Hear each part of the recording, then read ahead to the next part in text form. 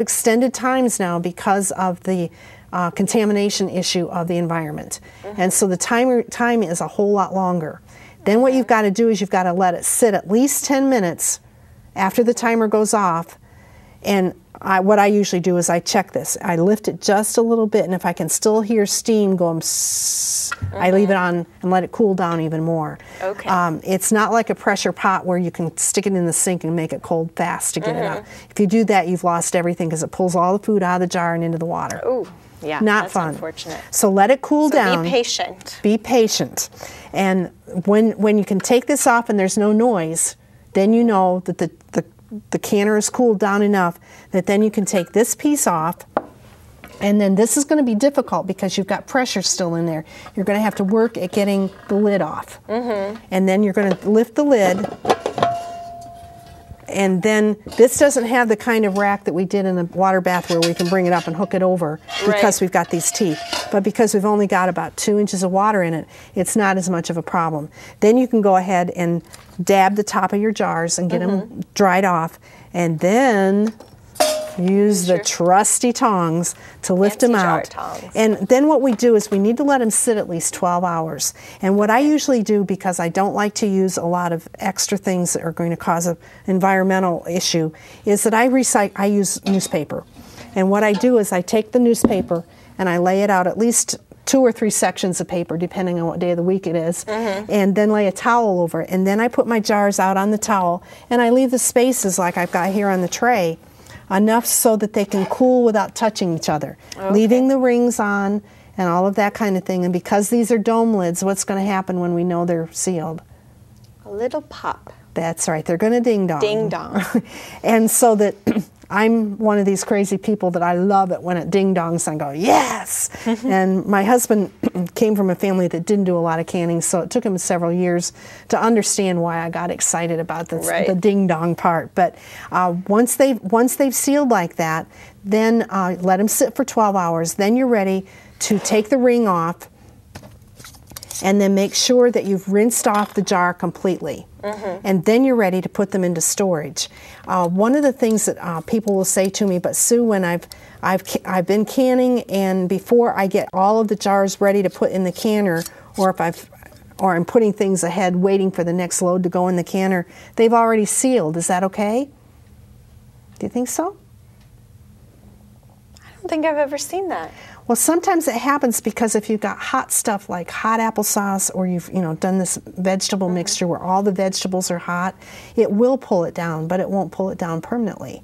Oh, okay. It's only just for a little bit, and then if you put it off into the shelf, 2 or 3 weeks later, you've got a science experiment that needs to go in the toilet. Right. You don't put rotten food into compost bin.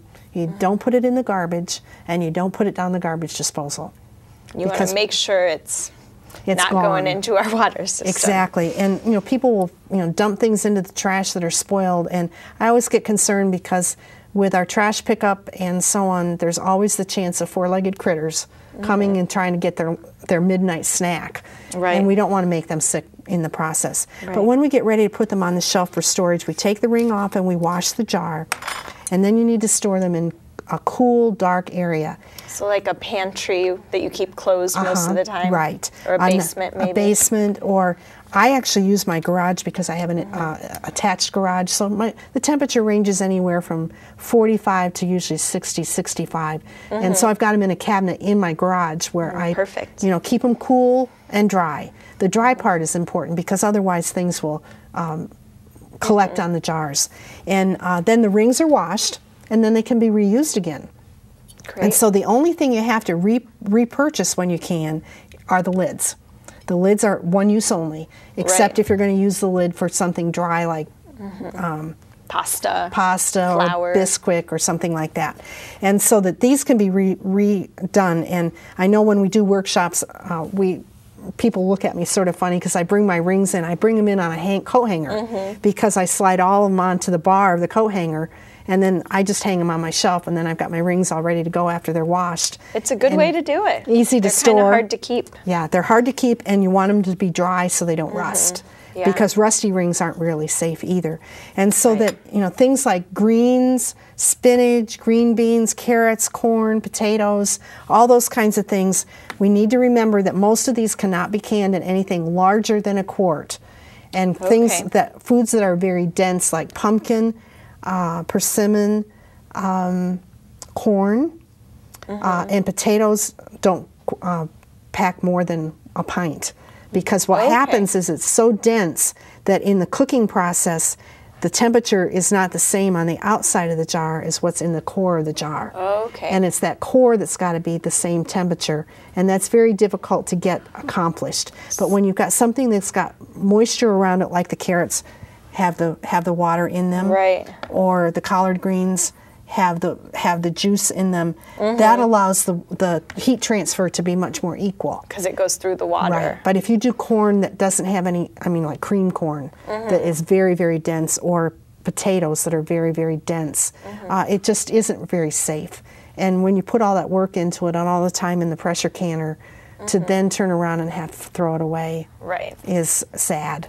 So if you're going to do a dense food, you want to keep it in one of these size jars. Right, nothing make sure bigger. You don't put it in a bigger jar. Right. Now you can put them in smaller jars. You know, like if I do them for my mother who's by herself now. So I use those little tiny fun little jars. But I have to adjust the recipe, and I've actually gone onto the USDA website because they've got the times for those little tiny jars, because we love to give them as gifts. And it's wonderful to be able to have a little tiny jar of peaches and not have to eat peaches 3 days in a row in order not for them to go bad. And so that that's another way that we can do it. So you've got publications that you can get for free from the Extension Office. You can also buy books, just make sure they're up to date so that you've got the correct kinds of information and materials.